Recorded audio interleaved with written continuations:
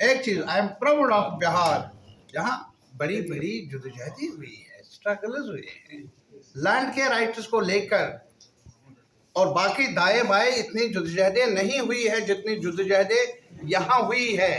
That is why Gandhi ji came first year from America, सीधे आए चंपा। वो बिहार है, और इसीलिए मैं भी यहाँ आता हूँ बार बार सीखने के लिए। हो रहा है देश में।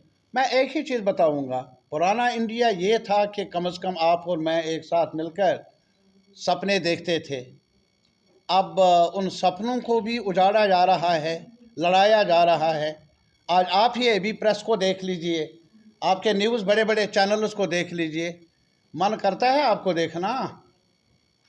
अभी आप ही देख लीजिए, अगर आप जुर्रत कर ले कहीं से, कितने ही आपके दोस्त हैं, साथी हैं, कोलीग्स हैं जिनको बिला वजह गिरफ्तार किया गया, और बाद में एक जेल से लेकर दूसरी जेल तक जाने के लिए भी उनको काफ़ी कुछ करना पड़ा, कहना पड़ा, तब भी बात सुनी नहीं जाती।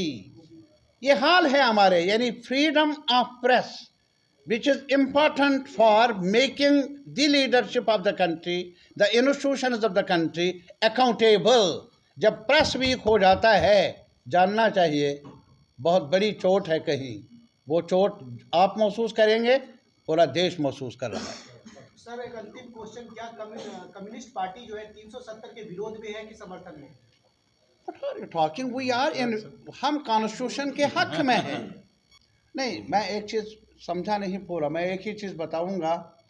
आप अभी भी कोविड के पीरियड को देख लीजिए, उसमें जहां कितने ही लाखों लोग मुतासर हो गए, बल्कि करोड़ों की तादाद में they have lost jobs when are working in informal sector और अदरवाइज, जॉब्स खो बैठे।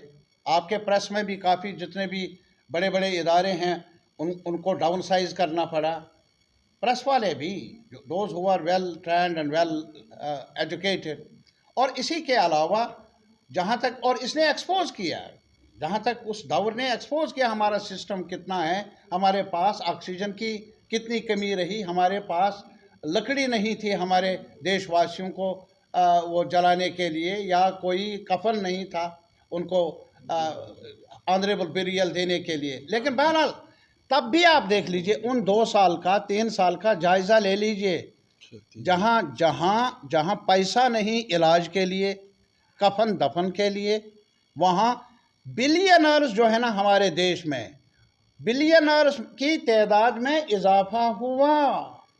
On the one hand so much of a tragedy which our countrymen are facing, जिनके पास इलाज के लिए कुछ नहीं, जिन्होंने जॉब खो बैठे, रास्ते में एक जगह से दूसरी जगह जाने के लिए किराया नहीं था, मर गए, उसका हिसाब नहीं। लेकिन इसी उस उर्से में बिलियनर्स के नंबर में इजाफा हुआ। Whose fault? Sir, Modi ji disconnect कर ले फ्रॉम द डिबेट इटसेल्फ। क्या आप समझते हैं कि ये कॉन्स्टिट्यूशनल है? क्या यही नक्शा है हमारे देश का? सर, आने वाले लोकसभा में क्या रणनीति बना रहे हैं मोदी जी? वो उनसे पूछ लीजिए, आपको तो बताना पड़ेगा सर, आप वो तो उनसे। विपक्ष में तो आप बता सकते हैं ना। नहीं बिचो, कुछ नहीं बताएंगे, उनके पास सिर्फ इतना ही बनाएंगे, उनकी जोली में है कुछ नहीं देने के लिए, दिखाने के लिए। और क्या पता क्या, कौन सा नजूमी, कौन सा क्या बताएंगे, वही खेल खेलेंगे। सर, लाल चौक पर जिस तरह से शांति हो रही है, जिस तरह से पहले लाल चौक पर जिस तरह से हिंसा होती थी, उस तरह से इस समय जो है वहाँ पर, मैंने कहा उस लाल चौक में शांति थी 47 में, जब फौज नहीं थी, जब फौज नहीं थी तब जाकर उन्होंने कहा कि हमारा रिश्ता इंडियन यूनियन के साथ होगा। वो भारत, वो लाल चौक मुझे वापस चाहिए। ये लाल चौक नहीं जहां आप झंडा चढ़ाएंगे, मैं चढ़ाऊंगा, लेकिन फौज के साए तले। हमें वो लाल चौक चाहिए जहां उस वक्त हिंदुस्तान का नारा लगा जब वहां फौज नहीं थी, और उन्होंने कहा कि हिंदू मुस्लिम सिख इत्तेहाद जिंदाबाद जिंदाबाद। ये नारा कहीं नहीं लगा, अमृतसर में नहीं लगा, दिल्ली में भी नहीं लगा, ये नारा लगा तब जब पार्टीशन हुआ था लाल चौक में, जब गांधी जी ने कहा था अंधेरे में रोशनी की किरण अगर दिखती है वो श्रीनगर में है। कहाँ? आपकी पार्टी क्या कर रही है? नहीं, हम तो कोशिश कर रहे हैं, यही जो मैं आपके सामने आया हूँ अपने देशवासियों से ये कहने के लिए, एक साथ मिलकर आवाज़ उठाए, in defence of the democracy, in defence of the constitution of India.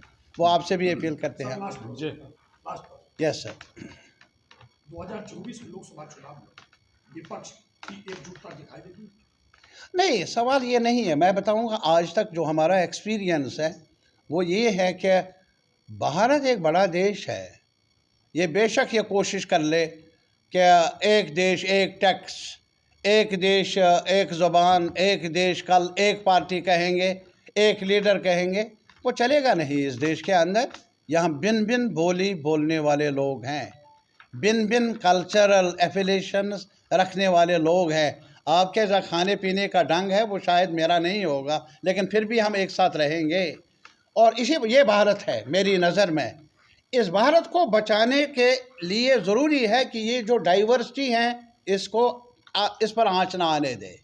और the best way of it is to protect the basic structure of the constitution of India. वो पूरे पार्टियों की, ख़ास तौर पर मुखालिफ पार्टियों की, अपोजिशन पार्टियों की जिम्मेदारी बनती है। लेकिन हमारा तजुर्बा है कि जो रीसेंट तजुर्बा है हमारा कि इलेक्टोरल प्रोसेस में स्टेट वाइज अलायंसेस हुई हैं और बाद में नेशनल लेवल पर फैसला हुआ है, जिस पार्टी के पास ज़्यादा हो आपस में मिलकर प्राइम मिनिस्टर भी बने हैं। NDA was not before, it emerged out of the consultations after elections. UPA was not before, it did emerge after United Front same way. तो इसी वजह से इसमें हमारी परेशानी नहीं है। परेशानी सिर्फ यही है हमारी, क्या मोदी जी अब बस कर ले, देश सबसे महान है, ये महान ही रहेगा, ये महान ही रहना चाहिए। बहुत बहुत शुक्रिया।